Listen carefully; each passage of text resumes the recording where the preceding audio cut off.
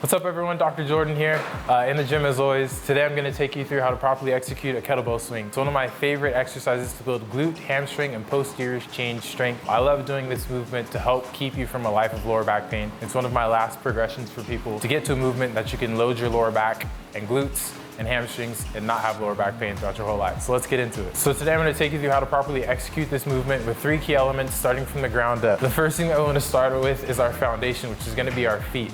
When I'm executing a kettlebell swing, I like to have my feet a little bit wider than hip width apart with my toes pointing forward or slightly out to the side. When setting your feet into the ground, you want to imagine that you're trying to corkscrew your feet down into the ground through the earth to set a stable foundation and base as you execute this movement. Once you have your feet set, reach down and grab the kettlebell in a loaded position. I like to imagine I'm a center, like I'm Jason Kelsey getting ready to snap a football back behind me while I'm also going to take on the load of a 300-pound lineman coming to attack me from in front. So you really got to make sure you create some stiffness into your lower back, glutes, and hamstrings as you're getting ready to execute this movement. The next element of this exercise that I like to focus on is going to be our hip hinge. This is going to be the most important aspect of this exercise. We're not just blindly bending over at the waist as we're doing this. We're making sure that we're keeping some stiffness into our core and lumbar spine as we're executing our kettlebell swing to protect our lower back while also proper loading our glutes and hamstrings. I like to think of the kettlebell swing as a standing hip thrust or barbell hip thrust. An external cue I like to think of when executing this movement is making the drawstring on my pants pop while I'm doing a kettlebell swing. So in order to make that happen, you have to be violent through your hips as you're coming through the top of the range of motion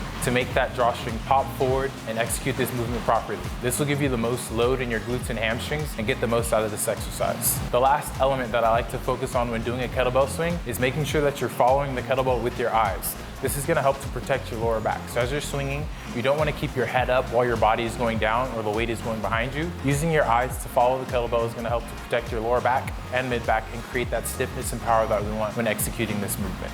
If you follow those 3 elements, it'll help you have a powerful and effective kettlebell swing and keep you from a life of lower back pain.